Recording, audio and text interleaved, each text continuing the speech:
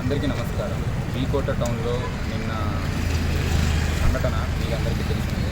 ఇందూరికి విషయంకి మధ్య ఘర్షణ జరిగింది. ఒక చిన్న క్రికెట్ ఆడుకునే విషయంలో దాని బాల్ తగిలేసి పెద్ద ఇష్యూ అవ్వడం జరిగింది. సో మేము అందరినీ కోరుకునేది ఒకటే, అందరూ సంయమనం పాటించండి. నిన్న సాయంత్రమే నేను కలెక్టర్ గారు వచ్చి ఇరు వర్గాలతో మాట్లాడడం జరిగింది. ఈరోజు కూడా చర్చలకు కూర్చుంటాము. సో అందరికీ కూడా ఏదైతే సరే ఆమోదయోగ్యం ఉంటుందో ఆ రకంగానే మేము పీస్ కమిటీ మీటింగ్ ఒకటి ఆర్గనైజ్ చేసేసి ఎవరైతే తప్పు చేశారో వాళ్ళని అరెస్ట్ చేస్తామని మా నుంచి భరోసా ఇస్తున్నాము. ప్రజలందరికీ చెప్పేది ఒకటే, ఎవరు గుంపులుగా ఉండొద్దు. అండ్ వాట్సాప్ల్లోనూ లేదా సోషల్ మీడియాలో ఎటువంటి ఫాల్స్ న్యూస్ స్ప్రెడ్ చేయొద్దు. ఇది ఒక చిన్నది.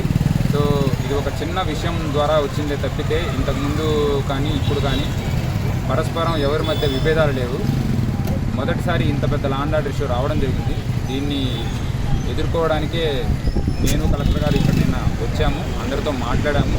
అందరికీ ఆమోదయోగ్యమైన నిర్ణయమే తీసుకుంటాము. తప్పు చేసిన వాళ్ళు ఖచ్చితంగా అరెస్ట్ చేస్తాము.